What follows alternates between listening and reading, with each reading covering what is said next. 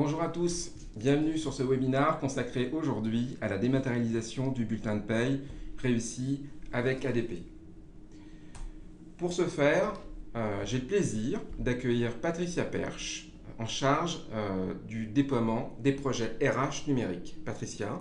Bonjour à tous, j'accompagne les entreprises dans leur transformation numérique et notamment pour déployer le bulletin de paye dématérialisé auprès de leurs collaborateurs.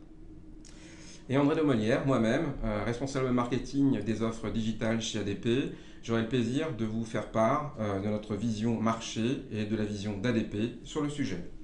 Et nous vous proposons de revenir en introduction sur le contexte légal lié à la dématérialisation du bulletin de salaire. Nous verrons les attentes et les enjeux des différents protagonistes, les bonnes pratiques constatées sur le terrain depuis plusieurs mois. Et puis nous finirons par quelques mots sur l'offre ADP Digipost. Alors, quelques mots sur le panorama légal. Donc pour démarrer ce webinaire, donc l'obligation de remettre un bulletin de paye aux salariés lors du paiement du salaire date de 1931 et figure bien sûr dans le Code du travail. Malgré quelques tentatives dans les années 90 avec M. Alain Madelin, il faudra attendre 2009 pour que la loi du 12 mai 2009 offre la possibilité à l'employeur de remettre aux salariés un bulletin de paye au format électronique à condition d'avoir bien évidemment son accord préalable. Suite à la loi du 8 août 2016, la fameuse loi Travail, rentrée en application en janvier 2017, loi donc qui a réformé le droit du travail, l'employeur peut maintenant procéder par défaut à la remise du bulletin de salaire sous forme électronique, sauf opposition du collaborateur. Quelques règles à respecter, puisque cette loi du 8 août, donc rentrée en vigueur en janvier 2017, propose de nouvelles règles. La première, c'est une règle autour de l'intégrité qui, vous l'avez compris, ne permet pas l'envoi par email du bulletin de paye numérique et qui induit la protection de l'intégrité du bulletin de paye numérique durant sa conservation qui est opérée soit par l'employeur, soit par un tiers de confiance. La durée de conservation est fixée au choix de l'entreprise. Première possibilité, 75 ans jusqu'aux 75 ans du collaborateur. Deuxième possibilité, pour une durée de 50 ans pour chaque bulletin de paye déposé dans le coffre du collaborateur. Deuxième nouveauté, une information préalable. L'employeur doit informer le collaborateur par tout moyen, conférant date certaine, un mois avant la mise en place de la dématérialisation du bulletin de salaire.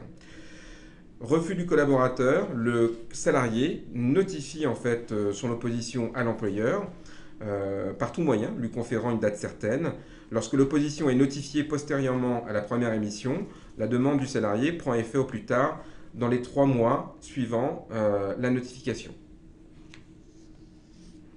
Alors, quand on regarde et qu'on interroge en fait les différents acteurs, les différents protagonistes, salariés et experts RH, donc notamment sur une enquête qui a été menée donc en 2017 auprès d'un échantillon de 1002 personnes représentant des dirigeants et cadres dirigeants en France. En fait, les Français sont assez unanimes puisque 80% d'entre eux sont favorables à la dématérialisation du bulletin de salaire, ce qui est plutôt une bonne chose pour pouvoir parler du sujet. Quelques mots sur le CPA, puisque vous dire que Digipost fait partie des 5 premiers opérateurs du bulletin de paye dématérialisé ayant été reconnus par le ministère du Travail dans le cadre de la mise en place du compte personnel d'activité, le CPA. Digipost a même été le premier opérateur connecté au compte CPA. Bon, ainsi, un salarié dont l'employeur utilise les services, par exemple, de Digipost pour la gestion électronique des bulletins de salaire, va pouvoir consulter ces documents, ces bulletins de salaire, directement à partir de son CPA, les bulletins de salaire stockés dans son espace Digipost. Et c'est pour ça qu'il faut retenir que les documents restent exclusivement disponibles sur l'espace Digipost du collaborateur ou dans le service en ligne mis à disposition par l'employeur. Les attentes des salariés sur la dématérialisation du bulletin de salaire, elles sont nombreuses puisque le salarié a plutôt en tête de pouvoir disposer en fait d'un espace de stockage, un coffre-fort électronique en ligne pour conserver ses bulletins de salaire. avec en tête le fait que l'entreprise ne doit pas avoir accès, ne doit pas avoir de droit sur le coffre-fort électronique du salarié, que l'accès au coffre soit plus simple et plus rapide qu'un classeur en mode physique, un classeur papier, et surtout bénéficier d'une alimentation automatique des documents. Ça, c'est important. Les salariés disent aussi qu'il ne faut pas que ça coûte, il faut que ça soit gratuit, maintenant et demain, tout en ayant la possibilité d'y stocker ses propres documents personnels.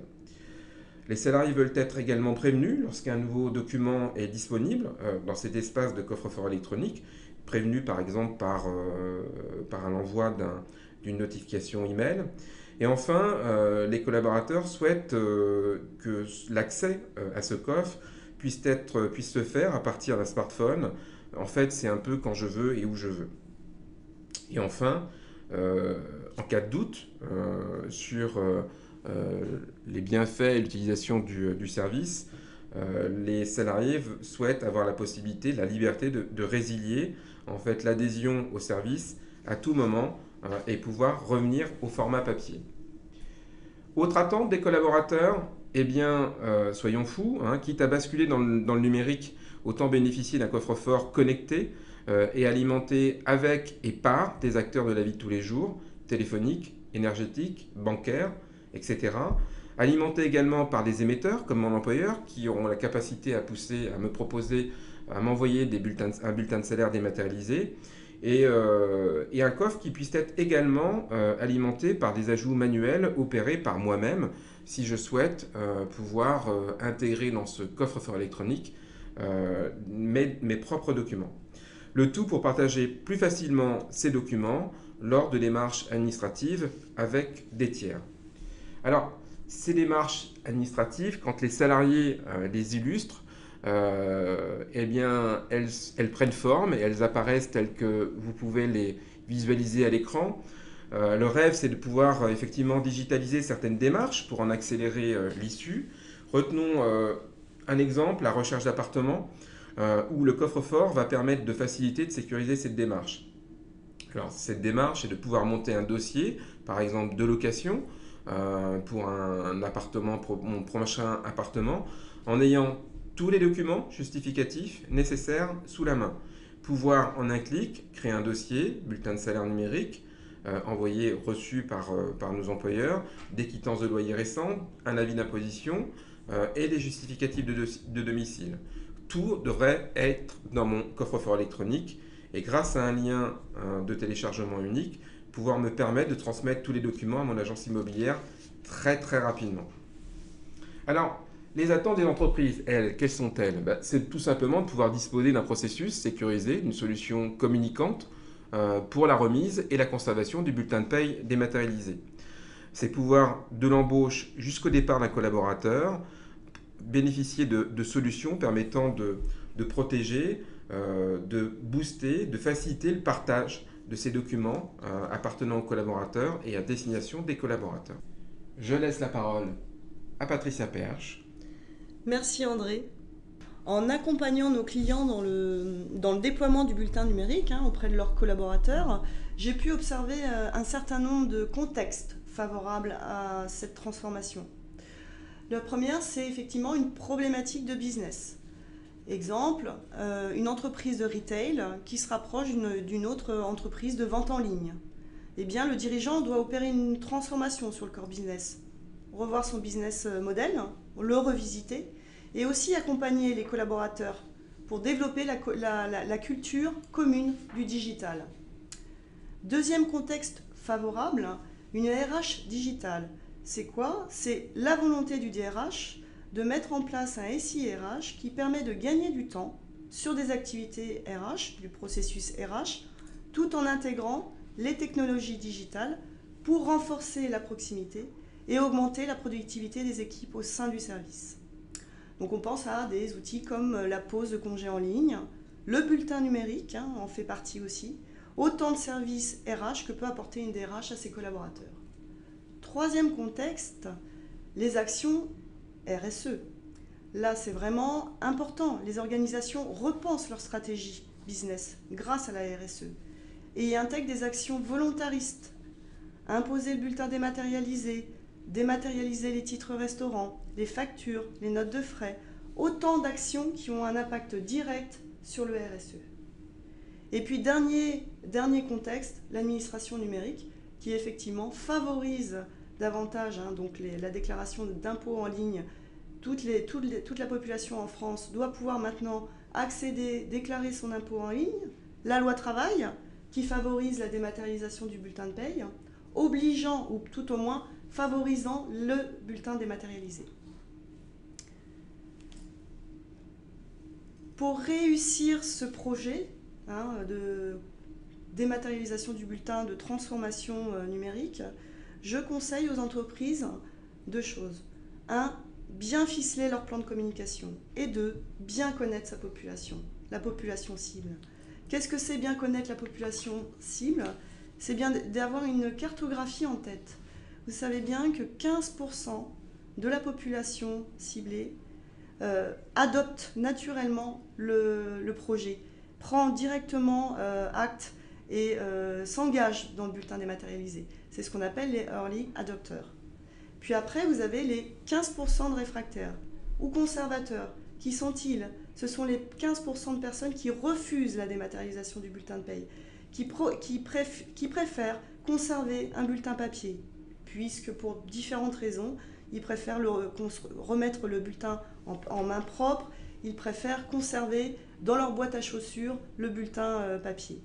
Et puis entre les deux mondes, il y a le ventre mou. Le ventre mou, qu'est-ce que c'est? C'est 20% des salariés qui ne prennent pas le temps d'adopter le projet. Pourquoi? Parce qu'ils sont débordés, n'ont pas reçu la communication, ne sont pas sensibilisés. Ces personnes-là, de toute façon, dans le projet de la loi travail, s'ils ne manifestent pas leur refus, donc s'ils ne basculent pas dans les conservateurs, eh bien ces personnes-là auront de toute façon un bulletin dématérialisé. Et puis il y a la dernière population, j'ai encore une question, qui attendent des réponses. Ces personnes attendent des réponses et pour ça, les entreprises doivent être très sensibilisées là-dessus. Les porteurs du projet de la dématérialisation doivent apporter des réponses. C'est quoi des réponses? Mettre en ligne des FAQ, des foires aux questions, informer sur intranet, réaliser des affiches avec les 10 questions les plus posées sur le bulletin dématérialisé. Ce qui marche bien, pour répondre aux questions aussi des salariés, c'est d'organiser des réunions très courtes pour y répondre. Pause déjeuner. Et puis, mettre en place, pourquoi pas, des incentives pour favoriser justement l'adoption du bulletin dématérialisé. Dernier point concernant la réussite, c'est le plan de communication, comme je vous l'ai dit tout préalablement. C'est important de bien réussir son plan de communication. C'est quoi? S'appuyer sur les bons supports, des supports qui seront adaptés à la cible, à votre population. Si vous êtes dans le numérique, évidemment, diffuser les vidéos, c'est le plus opportun pour promouvoir votre projet. Sur les lieux de production, vous allez adopter plus les flyers ou les affiches. Et puis, axer votre relais de communication sur les assistantes qui remettent éventuellement le bulletin de paye en main propre aux collaborateurs. Ces personnes-là vont être un vrai relais pour sensibiliser et adopter plus facilement le bulletin dématérialisé. La fréquence, un plan de communication doit être aussi réglé par la fréquence, réaliser du teasing sur les avantages du produit. En 2 mois, c'est possible. Vous faites du buzz sur le produit et vous accélérez le taux d'adhésion. Et concernant le message, le contenu c'est très important évidemment. Reprendre les messages qui fonctionnent, c'est le fait que le salarié accède au-delà de son bulletin de paye dématérialisé à d'autres services autour de sa vie au quotidien, de sa vie administrative, de sa vie personnelle. Il peut archiver des documents qui vont au-delà de son bulletin de paye dématérialisé.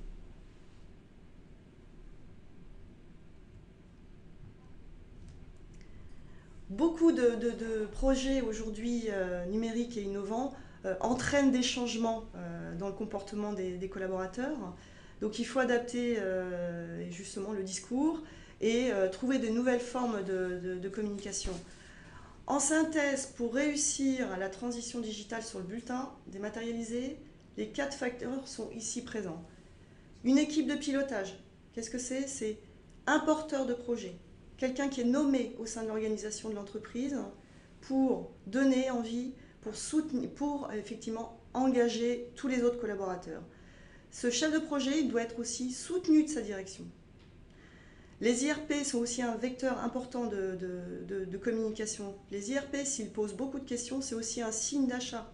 Ne pas négliger la réponse à ces instances. Nous pouvons les accompagner pour formaliser les réponses à ces instances.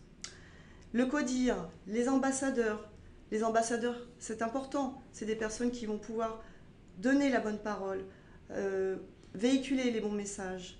Bref, c'est important de s'appuyer sur une bonne équipe de pilotage. Deuxième action, la vision simple est importante. Les entreprises doivent clarifier la stratégie autour du digital et s'appuyer sur la vision claire et simple de leur entreprise, de leur stratégie. Enfin, donner le pouvoir à chacun. Et là, on donne le pouvoir aux ambassadeurs qui vont avoir un discours sur le terrain, qui vont véhiculer la bonne parole et qui vont effectivement répondre au quotidien aux objections des collaborateurs qui posent des questions. Et enfin, célébrer les victoires, c'est mettre en place, positiver les résultats, donner de la visibilité sur le taux d'adoption du bulletin numérique et le taux d'adhésion. Bref, faire en sorte que les promoteurs parlent plus que les détracteurs. Merci Patricia. C'est nettement plus clair. On sait maintenant comment il convient de mettre en œuvre et en place pour réussir son projet de dématérialisation des bulletins de salaire, ce projet de transformation digitale. Alors, je vous propose de finir avec quelques mots sur la solution ADP Digipost, puisque c'est une solution qui, au-delà du bulletin de paie dématérialisé, propose un véritable assistant personnel, sécurisé, qui est bien plus qu'un coffre-fort électronique RH d'archivage. C'est un véritable assistant personnel pour le quotidien des collaborateurs. Donc c'est un service qui est basé sur la fonctionnalité de dépôt du bulletin de salaire, bien évidemment, et son archivage durant 50 ans, qui est gratuit pour le salarié, même s'il change d'entreprise. Et c'est un service qui est complété par un pack évolutif de fonctionnalités qui ancre un peu plus chaque jour Digipost dans le quotidien de ses utilisateurs. Alors justement, pour faciliter ce quotidien, Digipost, c'est ce qu'il faut retenir, c'est 5 gigas d'espace gratuit offert aux collaborateurs pour y stocker ses propres documents, ses documents à soi. C'est une fonctionnalité de partage aussi puissante que Dropbox, qui permet de très simplement, très rapidement de partager les documents avec les personnes de son choix, avec des tiers identifiés. C'est la récupération automatique de documents auprès de 5 fournisseurs. 5 fournisseurs à choisir dans une liste qui en comprend plus de 300, dont 55 nouveaux collecteurs dédiés à la santé. Ce qui rend encore un peu plus cette offre Digipost exclusive sur le marché. C'est des gestions d'alerte par mail lorsqu'un document a été déposé. C'est super pratique en fait. C'est que dès qu'un document est déposé dans mon espace personnel Digipost, Digipost me notifie par mail pour m'indiquer qu'un document est disponible. Et enfin, pour consulter et partager les documents quand je veux et où je veux, Digipost est disponible au travers d'apps sur l'Apple Store ou Google Play. Et le tout, bien évidemment, encore une fois, gratuitement. 2 chiffres pour clôturer cette présentation. 89%. Donc ce premier chiffre illustre le pourcentage d'adhésion des salariés au bulletin de paye dématérialisé et l'adhésion au service personnel Digipost. Donc ce chiffre, 89%, a été constaté auprès de 200 entreprises et notamment au bout de 3 mois d'utilisation par les collaborateurs nouvellement abonnés. Le deuxième chiffre résume à lui seul l'attachement des utilisateurs au service Digipost et au service du bulletin de paye dématérialisé depuis bientôt 7 ans, puisque moins de 2% des utilisateurs ont décidé de revenir au papier après avoir testé la solution. Nous arrivons à la fin de cette présentation. Merci de nous avoir suivis. Nous laissons ouvert la session pour vous permettre de poser quelques questions dans les minutes qui suivent. Merci et à très bientôt.